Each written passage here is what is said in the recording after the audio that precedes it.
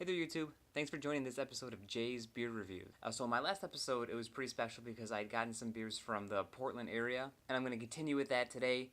I got a special beer from a brewery that I have heard of before. Like I said, my family member Susie went to the Portland area and she picked up a couple bombers for me. So I got this Ninkasi Total Domination IPA.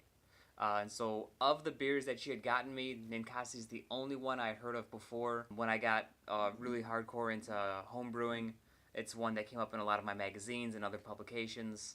And so, I've never had any of their beers before. I'm really excited to try it.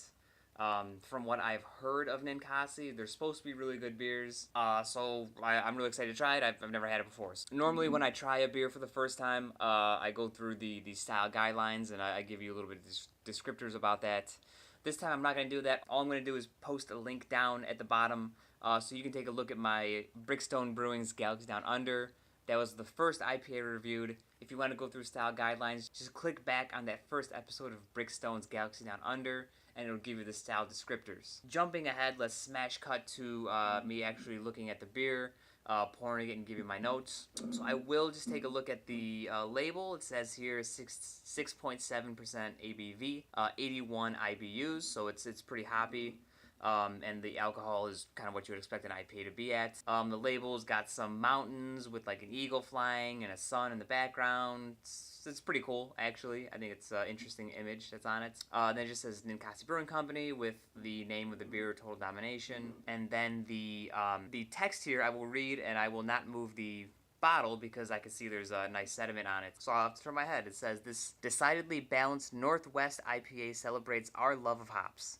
A delightful blend of citrus and floral hop notes dominate the senses, while a trio of malt adds a clean finish. Totally hoppy, totally drinkable. The name says it all." So let's find out. Let me open it up. I got my trusty opener. This one I'm going to pour just again into my regular Sam Adams glass because it's just one of my favorite glasses.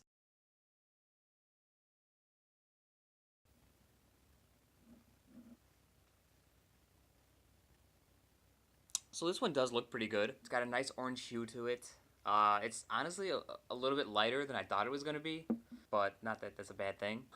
The head on it's got a nice white head. Didn't foam up too much when I poured it. I pour gently usually. It's like it's sticking around a little bit, so it's kind of nice. The bottle says there's a trio of malts. You know, I'm gonna guess that it's just like pale two-row with a little bit of crystal and probably some wheat. That's kind of what, you know, your average IPA recipe consists of. I mean, yeah, it looks good. It's, you know, handsome looking pint. So let's go ahead and give it a sniff here. I'm getting a little bit of a sweet note to it. A little like piney resinous thing going on. A bit of citrusy, like tangerine kind of thing. I'd be curious to know the hops that they use, because honestly, like a Centennial usually gives me a kind of like orangey, citrusy, sweet kind of thing, and that's a little bit what I'm getting out of here. Let's give it a sip. Ooh, that's nice. Definitely a bit more malty than I thought it was going to be. Maybe I'm just not super familiar with style, but I thought Northwest IPAs would be really aggressive. I mean, I guess like West Coast IPA is super aggressive hopping. You think of like a Stone Brewing or something. Pacific Northwest, you think it would just be super hoppy because that's a huge hop growing region. But this is decidedly balanced. But then again, I definitely think it's not like a Midwest style IPA. To me, is like classic American hops along with kind of more crystally, caramelly, like malt backbone to it. Like I think the Midwest IPAs are just a bit richer in malt, like good hopping, but not like over the top, you know? Whereas you get those West Coast where they're like really over the top hopping with usually like a little bit of a lighter body to it. Now we have like Northeast style IPAs, those super cloudy, super tropical IPAs. Those are alright. I like this one a lot though. Something to it. It's like malty without being too malty. It's almost like it gives the impression like it's going to be really super rich, but then it's not. Kind of like fades. It leaves you with real bitterness on the tongue and just a bit of like pine in the after. The one thing I will say is it's definitely kind of drying my mouth out a little bit. Some of the previous beers I've had, I've commented on like how it kind of leaves your mouth just syrupy sweet, and I'd say this one's actually kind of doing the opposite. It's really drying me out here.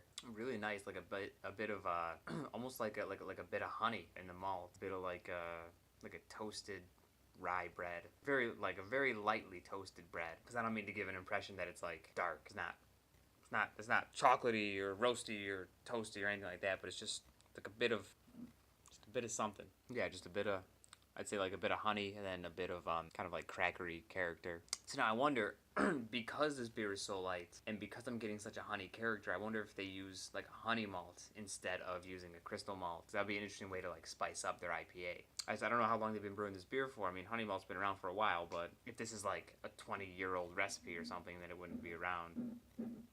I don't know. It's good though.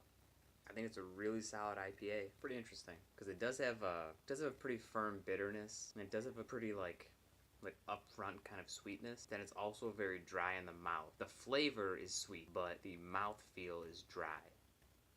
Kind of what I get out of it. Good, well done. Oh, I see something here. Oh, I hope it's out of date.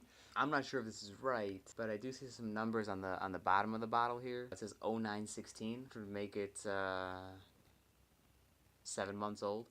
I'll make it 7 months old, which is not super old, but it's kind of like beyond the date that I like for my IPAs. That said, I kind of feel like this beer is how it's supposed to be. Having never had it before, I wouldn't say that this is flawed in any way. I definitely don't get any kind of oxidation or anything. Like there's no, beers, it gets kind of like an age character to it. I'm not really even getting that from here. Big kind of like bread, crackery, honey characters. And in the hops, I'm getting a bit of that kind of like resinous, citrusy, bit of tangerine, bit of grapefruit, bit of like, what is it called? Pomelo? The kind of big like softball size grapefruit things. It's a really good one. I really enjoyed this one. In closing, Ninkasi's Total Domination IPA was quite good. Being my first experience with Ninkasi, I'm quite pleased. I'll definitely seek out some of their other stuff. So if I'm ever on the West Coast, I will definitely keep my eye out for some more brews from Ninkasi because I really enjoyed this one. You should too, if you have it available. But it's quite good. I enjoyed it. It was quite good. If you did like my review, please go ahead and hit the like button. Please subscribe. Please send it to your friends. Please let them know that you're watching this really cool guy named Jay and he's reviewing beer. And I will catch you guys all next time on Jay's Beer Reviews. Thank you.